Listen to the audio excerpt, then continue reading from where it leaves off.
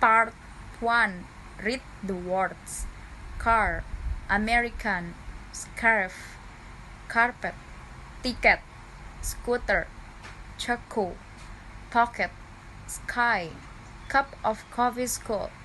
Of course, because, like, look, milk, plastic, talk work, eggs, gold, goat, girl, glass, bag, seat, Sam, Saturday, Sunday, sailing, sensible, outside, seaside, zoo, Z, zip, buzz, peace, prize. Part 2. Read this story. I'm Sanger Ransford of New York. Ransford began again. I feel of a yacht. I am hungry. The man's only answer was to raise with his thumb the hammer of his revolver. Then Ransford saw the man's free hand go to his forehead in a military salute, and he saw him click his heels together and stand at attention. Another man was coming down the broad marble steps, an erect, slender man in evening clothes. He advanced to Ransford and held out his hand.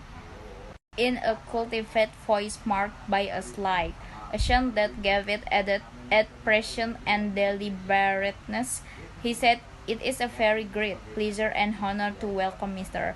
Sanger Ransford, the celebrated hunter, to my home."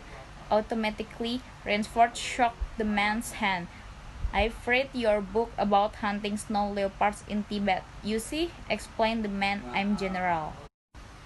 Ransford's first impression was that the man was singularly handsome. His second was that there was an original, almost bizarre quality about the general's face. He was a tall man, past middle age, for his hair was a vivid white, but his thick eyebrows and pointed military mustache were as black as the night from which Ransford had come.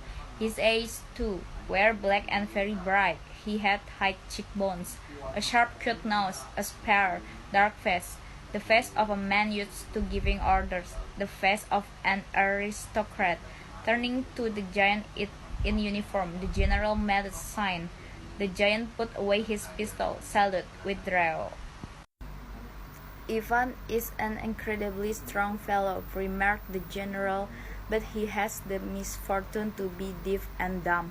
A simple fellow, but I'm afraid, like all his race, a bit of a savage." Is he Russian?" "He is a Cossack," said the general, and his smile showed red lips and pointed teeth. "So am I. Come," he said, "we shouldn't be chatting here. We can talk later. Now you want clothes, food, rest? You shall have them. This is a most restful spot." Ivan had repaired, and the general spoke to him with lips that moved but gave forth no sound. "Follow Ivan, if you please, Mr. Ransford," said the general. "I was about to have my dinner when you come. I'll wait for you. You'll find that my clothes will fit you, I think." Part 3. Read this news. Born a year after the Sep. 11, 2001 attacks, Esmatul Omari grew up to despair America.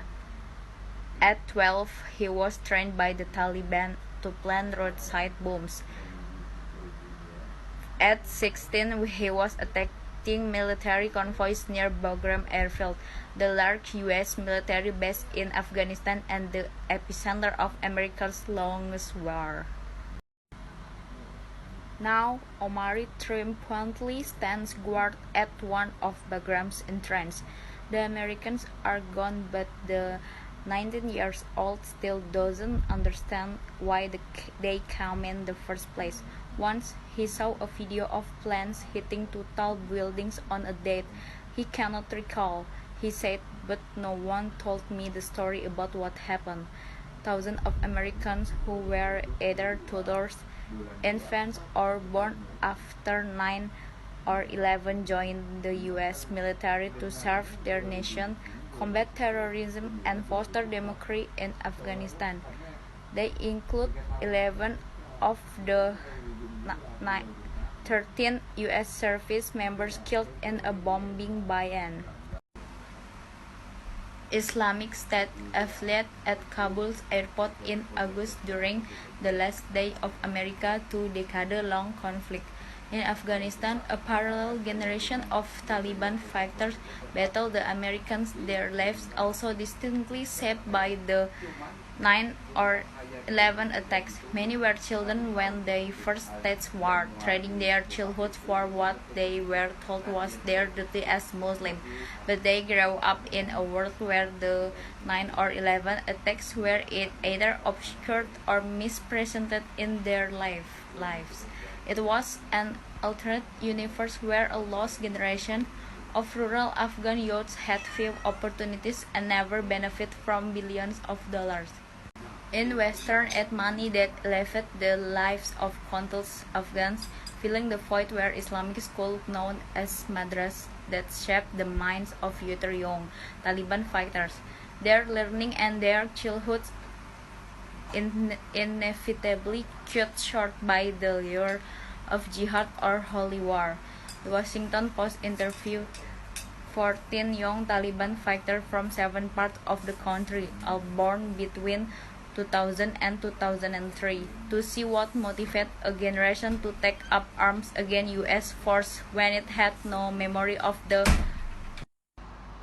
1990 Taliban movement or its ouster in 2001 after the attacks of September 11. What does their future look like in the new Afghanistan?